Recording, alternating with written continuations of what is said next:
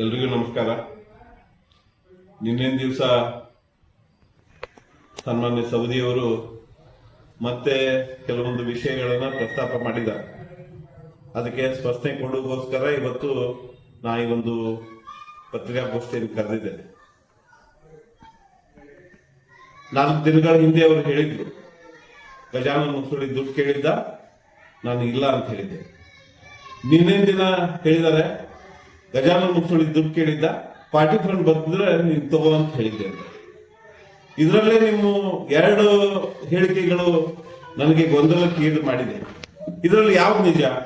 ದಿನಕ್ಕೊಂದು ಯಾಕೆ ಹೇಳಿಕೆ ಕೊಡ್ತಾ ಇದ್ದೀರಾ? ಯಾಕೆ ಜನರನ್ನ ತಪ್ಪದಾರಿಗೆ ಹೇಳ್ತಾ ಇದ್ದೀರಾ? ನೀವು ಪಾರ್ಟಿ ಫಂಡ್ ಬಂದಿದ್ದನ್ನ ನಮ್ಮ ಮನೆಗೆ ಬಂದಾಗ ಏನ್ ಹೇಳಿದ್ರೆ ನಿಮ್ಗೆ ನೆನಪು ಮಾಡ್ಕೊಳ್ಳಿ.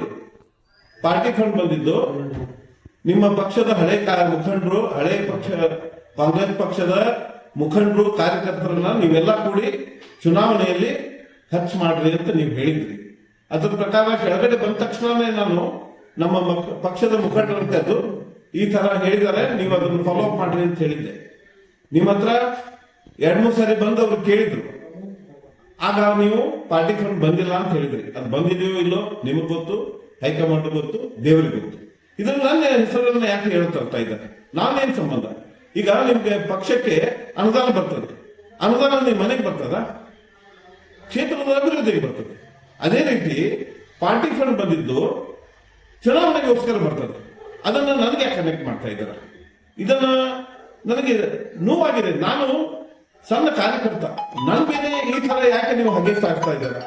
ಏನು ಉದ್ದೇಶ ನಿಮ್ದು ಅಂತ ನನಗೆ ಅರ್ಥ ಆಗ್ತಾ ಇಲ್ಲ. ಎರಡನೇದು, ಇನ್ನೊಂದು ವಿಷಯ ಪ್ರಸ್ತಾಪ ಮಾಡಿದ್ರಿ, ನಾನು ಸ್ಥಾನಮಾನದ ಆಶ್ವಾಸನೆ ಕೊಟ್ಟಿಲ್ಲ ಅಂತ.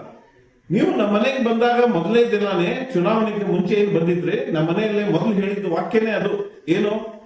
ನಿಮಗೆ ಕ್ಯಾಬಿನೆಟ್ ದರ್ಜೆ ನಿಗಮ ಮಂಡಳಿ ಅಧ್ಯಕ್ಷ ಸ್ಥಾನ ಕೊಡ್ತೀನಿ ಅಂತ ಹೇಳಿದ್ರಿ. ಇದನ್ನ ನಾನು ಮೊನ್ನೆನೂ ಹೇಳಿದ್ದೀನಿ, ನಿನ್ನೆನೂ ಹೇಳಿದ್ದೀನಿ, ಇವತ್ತು ಹೇಳ್ತೀನಿ, 100 ಸಲ ಆದ್ರೂ ಇದನ್ನು ಹೇಳ್ತೀನಿ. ಯಾಕಂದ್ರೆ ನೀವು ಹೇಳಿದ್ದು ಸತ್ಯ. ಸುಳ್ಳು ಅಂತ ನೀವು ಏನಾದ್ರೂ ಹೇಳೋದಿದ್ರೆ, ನಾನು ಮೊನ್ನೆ ಹೇಳಿದ ಹಾಗೆ ನೀವು ಎಲ್ಲಿ ಕರೆದ್ರು ಎಲ್ಲಿ ಬಂದ್ರು ಪ್ರಮಾಣ ಮಾಡಲಿಕ್ಕೆ ನಾನು ತಯಾರಿದ್ದೀನಿ.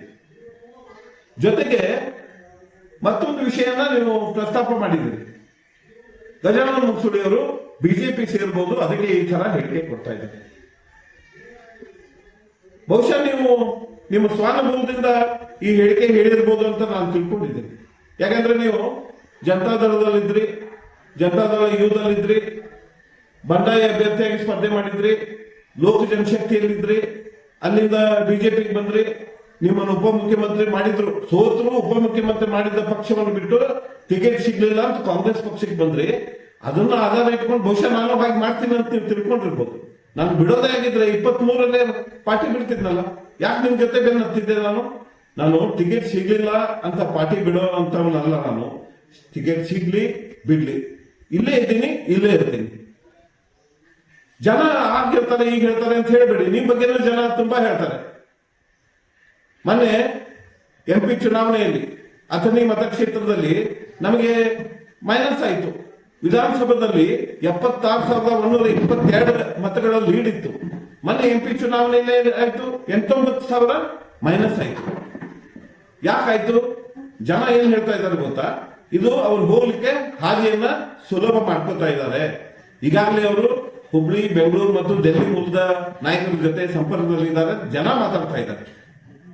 ಹೀಗೆ ನಾನಂತೂ ಪಕ್ಷ ಬಿಡೋದಿಲ್ಲ. ಈಗಾಗಲೇ ನೀವೊಂದು ನನಗೆ ಸಲಹೆ ಕೊಟ್ಟಿದ್ದೀರಿ ನಿನ್ನೆ ದಿನ. ಏನು? ಅವರು ನಿಗಮ ಮಂಡಳಿ ಅಧ್ಯಕ್ಷ ಸ್ಥಾನ ಬೇಕಾಗಿದ್ರೆ ಅವರ ಮುಖಂಡರಿಗೆ ಹೋಗಿ ಅವ್ರು ಕೇಳಲಿ ಅಂತ. ನಿಮ್ಮ ಸಲಹೆಯನ್ನ ನಾನು ಸ್ವಾಗತ ಮಾಡಿ, ನಾನು ಕೆಲವೇ ದಿನಗಳಲ್ಲಿ ನಮ್ಮ ಜಿಲ್ಲೆಯ ಮುಖಂಡರ ಹತ್ರ, ನಮ್ಮ ಜಿಲ್ಲೆಯ ಉಸ್ತುವಾರಿ ಸಚಿವರ ಹತ್ರ, ಸಾಮಾನ್ಯ ಮುಖ್ಯಮಂತ್ರಿಗಳ ಹತ್ರ ಮತ್ತು ನಮ್ಮ KPCC ಅಧ್ಯಕ್ಷರ ಹತ್ರ ಹೋಗಿ ಅವ್ರ ಹತ್ರ ನಾನು ವಿನಂತಿ ಮಾಡ್ಕೋಬೇಕು ಅಂತ ನಾನು ಯೋಚನೆ ಮಾಡಿದ್ದೀನಿ. ಏನು ಅಂದ್ರೆ, 3 ದಶಕಗಳಿಂದ ಪಕ್ಷದ ನಿಷ್ಠಾವಂತ ಕಾರ್ಯಕರ್ತನಾಗಿ ದುಡಿತಾ ಇದ್ದೀನಿ. ನನಗೆ ನಿಗಮ ಮಂಡಳಿ ಅಧ್ಯಕ್ಷ ಸ್ಥಾನವನ್ನ ದಯವಿಟ್ಟು ಕೊಡ್ರಿ ಅಂತ ನಾನು ಕೇಳ್ತೀನಿ. ಒಂದ್ ವೇಳೆ ನಿಮ್ಗೆ ನಿಗಮ ಮಂಡಳಿ ಅಧ್ಯಕ್ಷ ಸ್ಥಾನ ಕೊಡದಿಕ್ಕೆ ಆಗದಿದ್ರೆ, ಅಥಣಿ ಮತಕ್ಷೇತ್ರದ 2028 ಚುನಾವಣೆಯಲ್ಲಿ ನನಗೆ ಪಕ್ಷದ ಟಿಕೆಟ್ ಕೊಡಿ ಅಂತ ನಾನು ಆಗ್ರಹ ಮಾಡ್ತೀನಿ. ಅವರಿಗೆ ಹೋಗಿ ನನ್ನ ವಿನಂತಿಯನ್ನು ಮಾಡ್ತಾ ಇದ್ದೀನಿ.